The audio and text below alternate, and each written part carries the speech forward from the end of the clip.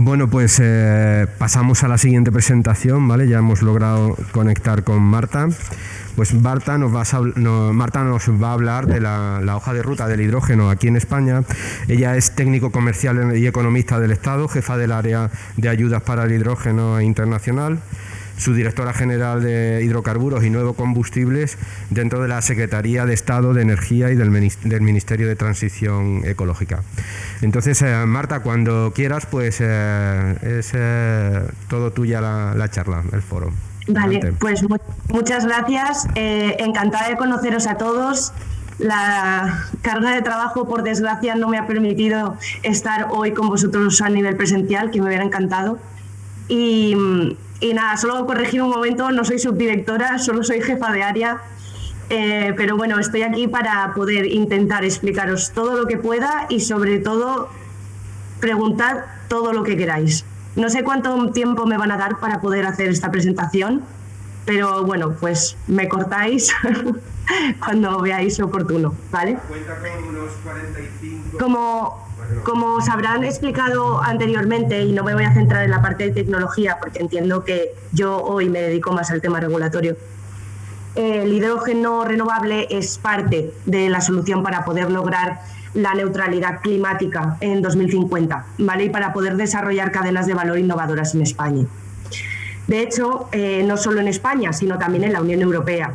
Y la Unión Europea ya identificó al hidrógeno renovable como la única forma de hidrógeno limpio. Y compartimos en España hoy con el actual gobierno esa visión por el impacto nulo que tiene en las emisiones de CO2. Efectivamente, la estrategia de hidrógeno europea fue el primer documento en ser aprobado, se aprobó de hecho el 8 de julio de 2020 y fue adoptado por la Comisión Europea y estableció numerosas cosas, pero en particular los objetivos y las prioridades para poder desarrollar el papel del hidrógeno limpio en la reducción de emisiones. Entonces, lo primero que hace es establecer un calendario, ¿vale? Y ese calendario está dividido en 3 fases.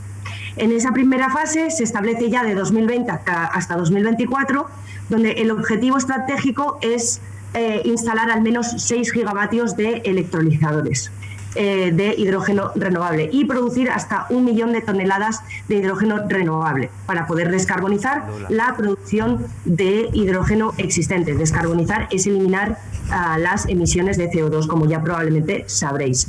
Marta, disculpa, estás pasando presentación, ¿verdad? No. Ah, vale, todavía no. Vale, perdona. Ahora. Ya está. Pero muchas gracias. Sí. Vale, disculpa. ¿Por dónde iba? Vale, sí, se centran en determinados sectores.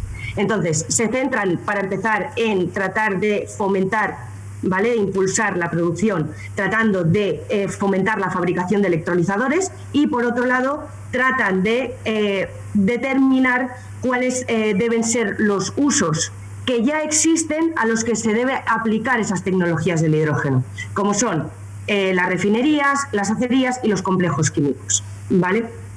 En una segunda fase, la Unión Europea establece que de 2025 a 2030 el hidrógeno ya se tiene que convertir en una parte fundamental del sistema energético y el objetivo a alcanzar pasa de 6 gigavatios a 40 gigavatios de electrolizadores de hidrógeno en 2030, ¿vale?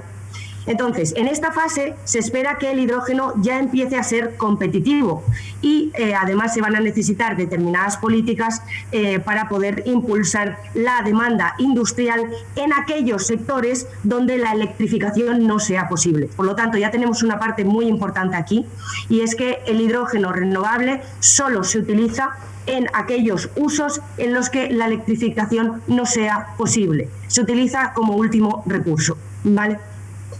Y además, en esta segunda fase, 2025 a 2030, ya se tiene que, para la Unión Europea, ya se tendría que empezar a establecer una cadena logística a escala de la Unión Europea para poder transportar hidrógeno desde aquellas zonas que sean menos proclives a poder producir ese hidrógeno, a las zonas que más lo necesiten. Ejemplo, nosotros, España, tenemos un gran potencial, como veremos posteriormente, y otras zonas como Alemania tienen una gran necesidad de sustituir ese hidrógeno gris que utilizan en sus industrias por hidrógeno verde. Por lo tanto, esa cadena logística que se trata de implantar a nivel europeo se denomina el European Hydrogen Backbone, ¿vale?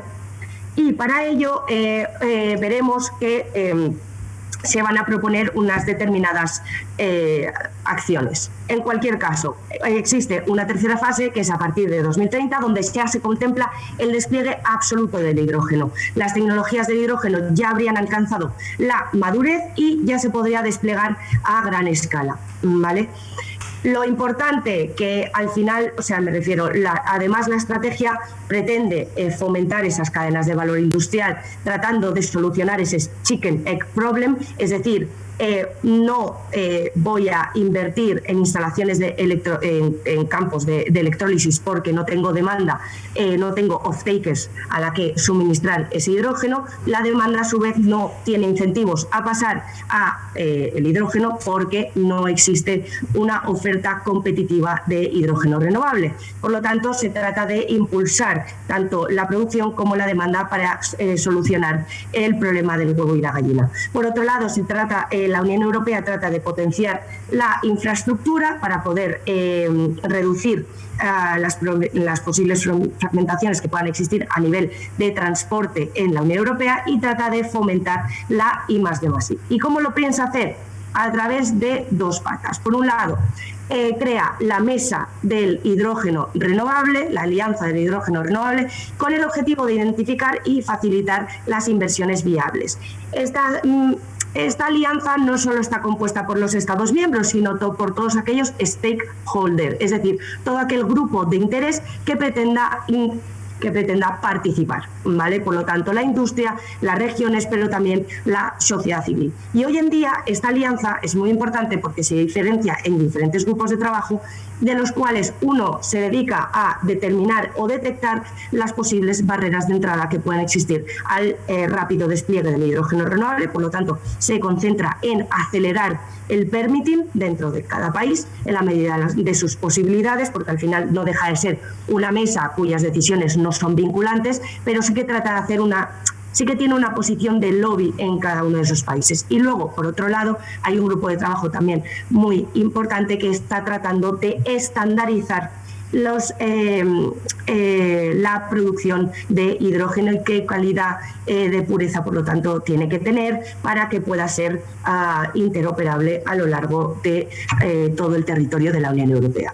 Y luego, por otro lado, se crean la Comisión crea aquellos proyectos que se denominan Important Projects of Common European Interest. Entonces, estos proyectos que se denominan IPCI, estos proyectos son, la Unión Europea se dio cuenta, básicamente, de que las ayudas de Estado, como probablemente sabréis, no están permitidas dentro de la Unión Europea, salvo contadas excepciones. Pues bien, para poder, o sea, me refiero, claro, cuando tú pretendes crear un mercado desde cero es muy difícil, o sea, te enfrentas a unos costes hundidos muy altos y los bancos probablemente no te los quieran asegurar. Por lo tanto, la Comisión Europea reconoció que existía efectivamente un fallo de mercado y que era necesario dar ayudas de Estado. Entonces, esas ayudas, sí.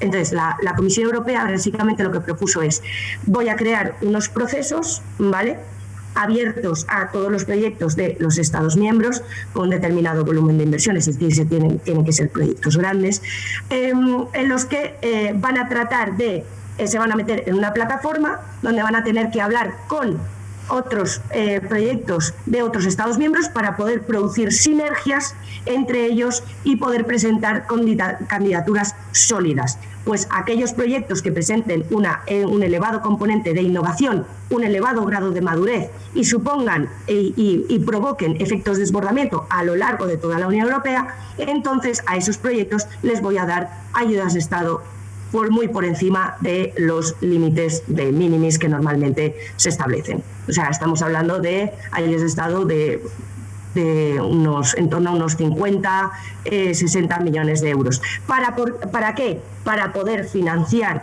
las ayudas al CAPEX y al OPEX, o sea, es decir, a los gastos fijos y a los gastos variables, con el fin de reducir y hacer competitivo el precio del hidrógeno, ¿vale? Entonces, importante, esa financiación, ¿vale? Esta financiación, si bien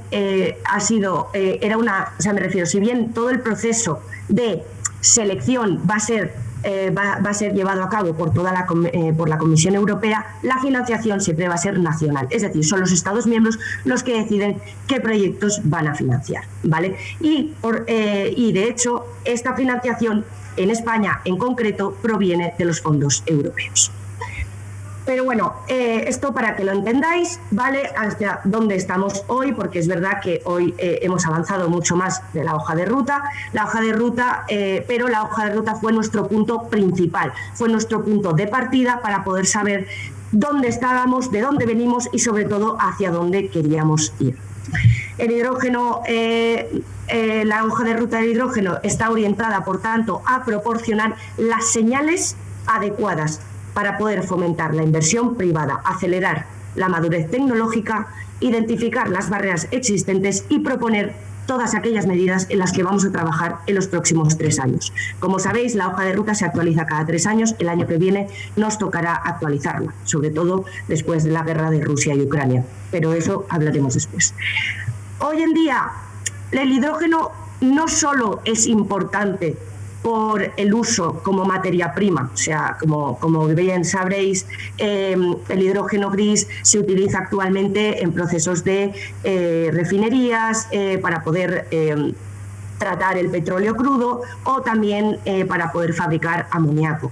Pero no, o sea, si nos interesa muchísimo el hidrógeno es porque la electricidad, más allá de las baterías que se puedan producir, la electricidad por lo general no es almacenable y por lo tanto el hidrógeno sí es un vector energético que puede jugar un papel súper importante en la descarbonización de la economía, porque al ser almacenable puede convertirse en electricidad y por lo tanto dar flexibilidad al sistema energético. ¿Vale? Por tanto, como veremos, el almacenamiento energético también está jugando un rol muy importante y por ello se le ha dedicado una nueva componente dentro de los fondos europeos. Además, el hidrógeno va a necesitar inversiones muy relevantes porque las adaptaciones industriales para que fluya hidrógeno renovable son muy cuantiosas y por lo tanto esta hoja de ruta se hizo con el objetivo de proporcionar una señal clara a todos los inversores. ¿Vale? Y se trata, por cierto, de un documento coherente, como hemos visto, con la estrategia europea del hidrógeno pero también con nuestras políticas nacionales, es decir, con el Plan Nacional Integrado de Energía y Clima, el PNIEC, de 2021 a 2030 y la estrategia a largo plazo. El PNIEC, en una de sus medidas, ya contemplaba la promoción del fomento de los gases renovables y la Ley de Cambio Climático y Transición Energética, aprobada en 2021, establece que el Gobierno va a fomentar mediante planes específicos la penetración de los gases renovables, no solo la del hidrógeno, sino también la del biogás y biometano. Y consecuencia de todo ello, en 2022 se publicó la hoja de ruta del biogás también. Vale, pero hoy nos centramos en el hidrógeno. Y es que España tiene la capacidad para poder convertirse en un actor muy relevante en el sector del hidrógeno renovable. O sea, no debemos olvidar que España sí alcanzó el objetivo de penetración de renovables de 2020 y superando el objetivo europeo que estableció un 20%, el objetivo triple 20, el 20% de penetración de las energías renovables. Y por cierto, Castilla y León es una de las regiones con más potencial de toda Europa para la instalación de energía fotovoltaica. Así pues, tenemos la oportunidad de crear, por fin, o de reindustrializar nuestro tejido productivo. Como sabéis, está mucho más orientado al sector servicios y podemos jugar un papel protagonista, sobre todo a nivel europeo, porque nuestras características nos hacen ser un potencial exportador de hidrógeno renovable.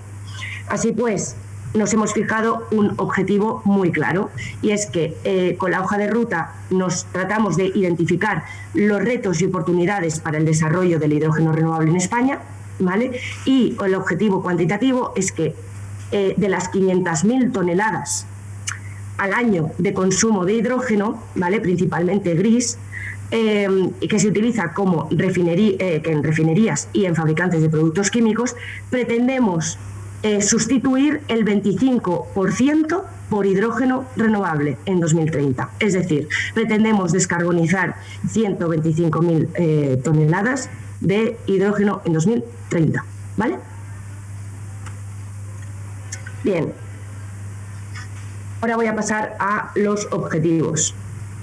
En cuanto a los objetivos, para poder garantizar una economía del hidrógeno renovable, se han establecido, un poco por extrapolación a la Estrategia Europea del Hidrógeno, los siguientes objetivos.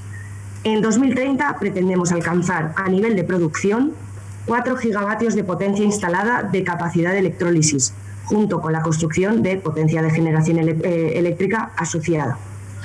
En industria pretendemos, como os he dicho anteriormente, sustituir el 25% del consumo de hidrógeno en la industria y por lo tanto va a tener que tener un origen renovable. La reducción resultante de emisiones, para que lo sepáis, de CO2 alcanzaría 1,125 millones de toneladas. En cuanto a movilidad, aquí hay varios objetivos. Pretendemos alcanzar una flota de 150 a 200 autobuses que sean propulsados con hidrógeno, con pila de combustible de hidrógeno, ¿vale? Un parque de 5.000 a 7.500 vehículos ligeros y pesados, una red de al menos 150 hidrogeneras, trenes que hasta ahora funcionaban con diésel, pretendemos que ahora funcionen con pila de combustible con hidrógeno, para que en los tramos que no funcionen con catenaria, entonces, es decir, en esos tramos donde la electrificación no sea posible, entonces puedan funcionar con pila de combustible de hidrógeno en lugar de diésel. Y luego, por último, la maquinaria de handling. Pretendemos establecer maquinarias de handling en los 5 primeros puertos y aeropuertos. Se habla de una inversión de 6.000 a 12.000 millones. En realidad, los fondos europeos dedicaron, como no sé si sabréis, pero bueno, los fondos europeos están divididos en 30 componentes, ¿vale? Para el caso de España. En nuestro caso, la componente 9 es la que se dedica al hidrógeno renovable y el gobierno español ha destinado 1.555 millones para la componente 9. Esa inversión pública va a permitir un apalancamiento por parte de la inversión privada, llegando a unos 8.900 millones de euros. Vale. Ahora, ¿cómo vamos a alcanzar esos objetivos? Pues a través de 4 líneas de acción, a través de instrumentos regulatorios, instrumentos sectoriales, transversales e impulso a la I+D+I. Pues bien, en cuanto a los instrumentos regulatorios, lo primero que vamos a tratar de hacer es reforzar o acelerar la simplificación administrativa. ¿Por qué? Pues bien, existen determinadas normativas, como la prevención de control de contaminantes o la Directiva de Emisiones Industriales, que clasifica el hidrógeno como una actividad industrial. Esto limita mucho por 2 razones. La primera, porque, claro, tú solo vas a poder poner un campo de electrólisis en solo aquel suelo que sea clasificado como suelo industrial, ¿vale? Eso ya es limitante. Pero es que además la segunda limitación es que además el hidrógeno, se me había olvidado. Vale. El caso es que, bueno, sigo, luego me volveré a acordar. Y por otro lado, vamos a tratar de reforzar sí, ya me he acordado, perdonadme. Además, que cuando tú estás, las actividades de hidrógeno que estén sometidas, que estén incluidas dentro de esa directiva de emisiones industriales, tienen que obligatoriamente pasar ser sometidos a una declaración de impacto ambiental para poder obtener la autorización ambiental integrada, lo cual retrasa mucho los plazos para poder conseguirlo. ¿Vale? Entonces, todo eso está en revisión a nivel comunitario y una vez se revise para poder excluir las actividades de hidrógeno renovable, entonces podremos cambiar la normativa nacional. Por otro lado, se está tratando de reforzar y, sobre todo, expeditar las declaraciones de utilidad pública para poder garantizar las líneas directas y la construcción de hidrogenoductos. Y, por último, se está trabajando en un sistema de garantías de origen. ¿Para qué? Para poder garantizar efectivamente que la electricidad generada que sea de origen renovable tenga un sello para poder permitir efectivamente producir hidrógeno renovable. ¿Vale? Es una garantía de origen, no un certificado verde. No, los certificados verdes se pueden vender y comprar. Esto simplemente es un sello, ¿vale? Pero que por lo menos te permite acreditar que tu hidrógeno efectivamente sí va a ser renovable. En cuanto a los instrumentos sectoriales, se pretende crear un sistema estadístico nacional sobre la producción y el consumo de hidrógeno, y luego, por otro lado, se va a llevar a cabo todo tipo de políticas de apoyo a la industria consumidora de hidrógeno y a la movilidad.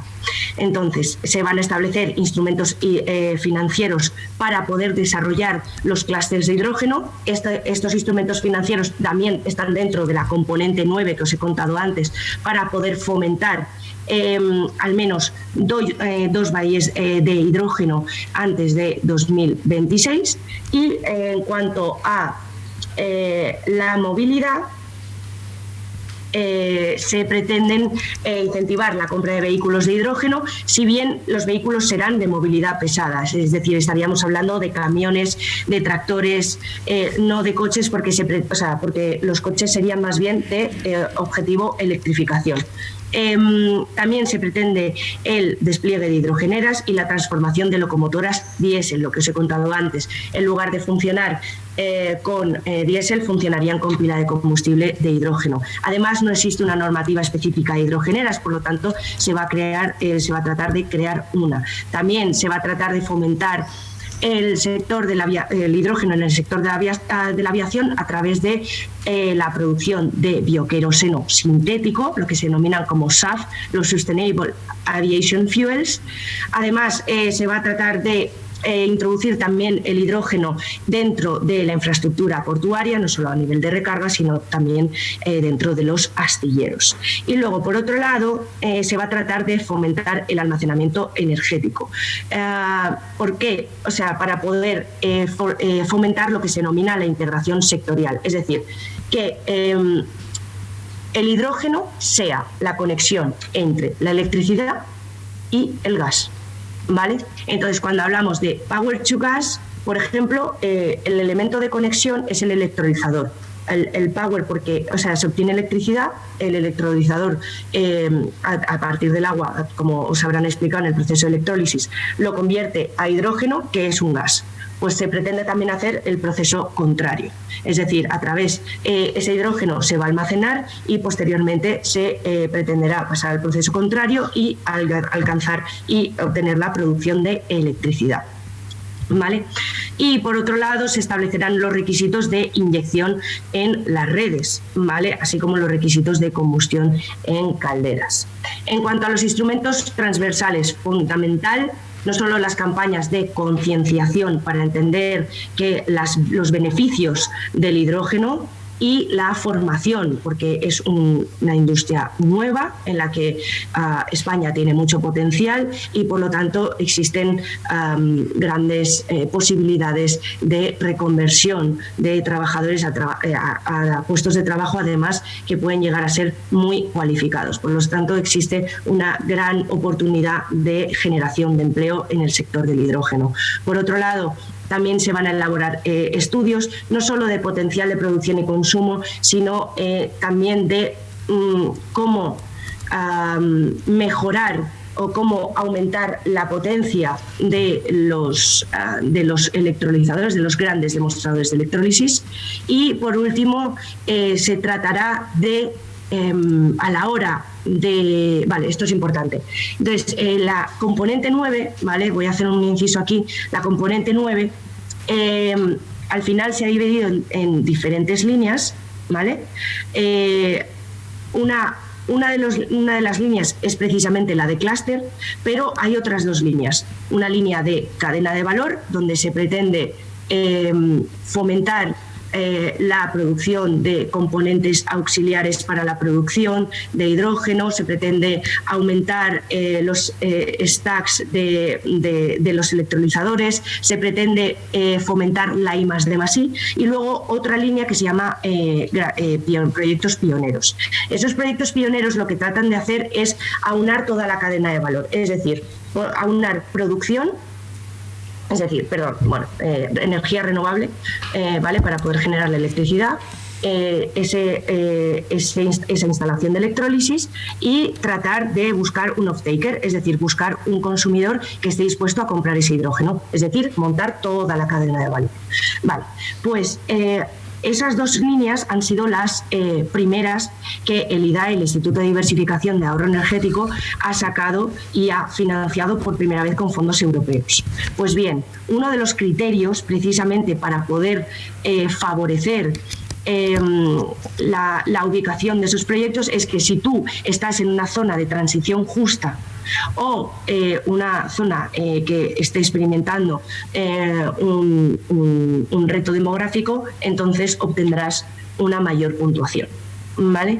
Y por último, dimensión internacional. Si bien con la estrategia europea del hidrógeno se intentó crear la Asociación Internacional por la producción para la economía del hidrógeno, en la que participa la Unión Europea, Japón, es cierto que hoy en día, digamos que hay muchos países interesados dentro de la Unión Europea en que otras regiones, particularmente el norte de África, desarrolle el hidrógeno, porque tienen muchas horas de sol, están muy preparadas para poder instalar mucha energía fotovoltaica y eólica y, por lo tanto, producir hidrógeno.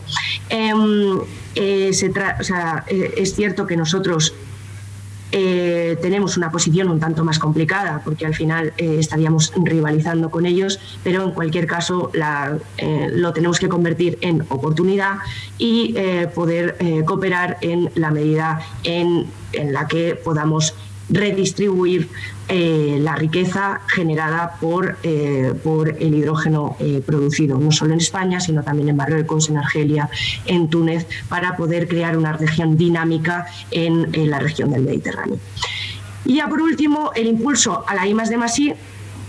Los planes estatales de investigación científica y técnica e innovación han recogido el papel preponderante que va a jugar el hidrógeno. El CEDETI también está incluyendo determinadas líneas que pueden financiar determinados proyectos de I+D+I que tengan unos TRLs muy, muy bajos por el CEDETI. Y, por otro lado, tenemos que hablar del Centro Nacional de Hidrógeno. El Centro Nacional de Hidrógeno está jugando un papel fundamental en la generación de conocimiento, pero sobre todo en la colaboración con este ministerio y, además, el proceso de capilaridad que está teniendo en toda España, pero también su expansión internacional. Ahora mismo el Centro Nacional de Hidrógeno está colaborando con instituciones de Estados Unidos, de Japón, para poder desarrollar mejores electrolizadores. Y por último, no me enrollo más, los centros de excelencia se van a tratar de fomentar con estas líneas que os he contado, notablemente la línea de cadena de valor, centros de excelencia para la investigación, porque para nosotros apoderarnos y poder tener el know-how de la tecnología nos daría una ventaja competitiva muy importante, de tal forma que la cadena de valor al final no se quedara toda en España y no solo que tuvieran que quedarse pues los elementos que hacen falta, pero que, por ejemplo, que la I+D+I se siga desarrollando en países como Suecia, Alemania, tal. Y nada, y eso es todo. Siento, no he podido mejorar mucho más la presentación, ruego que me disculpéis, pero estoy para cualquier duda que me podáis preguntar. Y eso, y espero que hayáis podido entender lo que os he contado. Perfectamente, Marta, muchísimas gracias. Si quieres, vamos a pasar a un turnito de preguntas por si alguno de los asistentes pues quiere preguntarte algo, ¿vale? Si alguien quiere preguntar, que me lo diga y le acerco el micrófono para que le pueda escuchar Marta.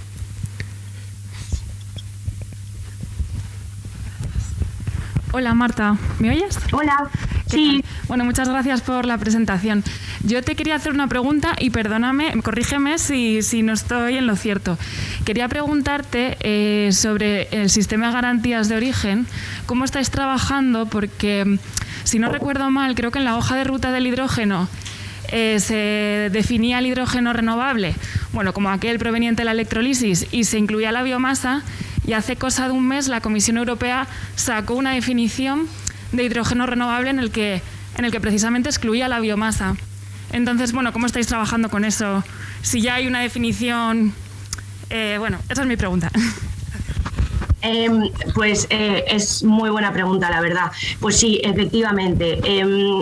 He querido hacer mucho hincapié en el tema de que la electrificación es lo fundamental y el hidrógeno es solo el último, digamos que la última solución. ¿Por qué? Porque la Comisión Europea tiene muchísimo miedo de que al final la electricidad que es generada por la energía renovable compita con la electricidad que se necesita para poder producir el hidrógeno renovable, ¿vale?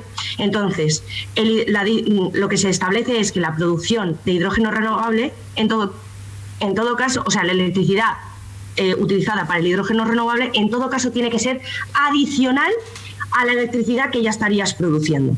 Y de ahí que se ha sacado el acto delegado de adicionalidad, que como sabes es un acto en el que los estados tenemos muy poco margen de intervención para poder cambiar la definición. Y efectivamente ha sacado esa definición. El hidrógeno renovable es todo aquel hidrógeno producido sin tener en cuenta el hidrógeno producido por la biomasa. Entonces, ¿nosotros cómo estamos trabajando? De acuerdo con, o sea, el problema es que efectivamente todavía no existe. El problema del hidrógeno es que todavía no hay un marco regulatorio establecido y definido y aprobado. Ese es el tema. Entonces, como nosotros estamos haciendo caso a nuestra hoja de ruta, estamos intentando, o sea, me refiero que es lo único realmente aprobado, por lo tanto el sistema de garantías de origen se está desarrollando conforme a los preceptos que indica la hoja de ruta, y si el acto delegado finalmente se aprueba y se aprueba con esa definición, entonces modificaremos el sistema de garantías. ¿Alguna pregunta más?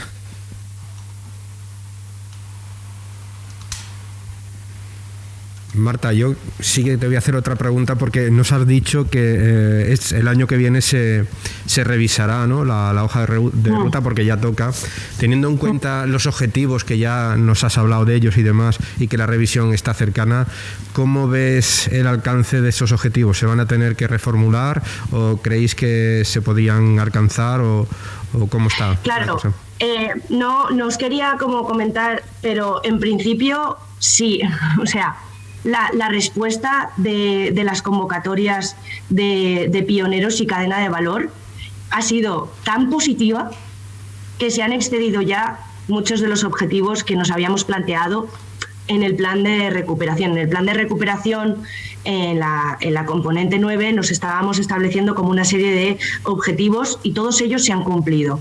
Y es muy probable que para 2025 los objetivos de la hoja de ruta que nos habíamos marcado para 2030 ya se hayan cumplido. Pero es que además lo tenemos que modificar porque no sé si sois conscientes, pero el 24 de febrero de 2022, al estallar la guerra de Rusia y Ucrania, bueno, al estallar más bien la invasión de Ucrania por parte de Rusia, entonces la Comisión fue consciente de que no podía seguir dependiendo del gas ruso. Entonces, el 18 de mayo de 2022 lo que hizo fue sacar un plan que se denominó Repower EU, en el que se triplicaron se incrementaron significativamente los objetivos que se habían establecido en su estrategia europea del hidrógeno, de tal forma que ya se está hablando de producir hasta 10 millones de toneladas de hidrógeno en 2030 e importar otros 10 millones de toneladas de hidrógeno para 2030. Eso ha provocado que, con más razón, nosotros tengamos que reformular nuestra hoja de ruta en 2023 para poder establecer unos objetivos nuevos. Pero sí, contestando a tu pregunta, entre 2024 y 2025, los objetivos de la hoja de ruta marcados para 2030 ya se habrán cumplido. Perfecto. ¿Alguna otra cuestión? Pues si no, despedimos a Marta, te damos las gracias por sabemos lo ocupada que vas y por hacer un hueco y nada, esperemos que en la próxima convocatoria de cursos, si la hay, te veamos en directo. Muchas gracias, Marta. Claro que sí, claro que sí. Hasta luego, adiós.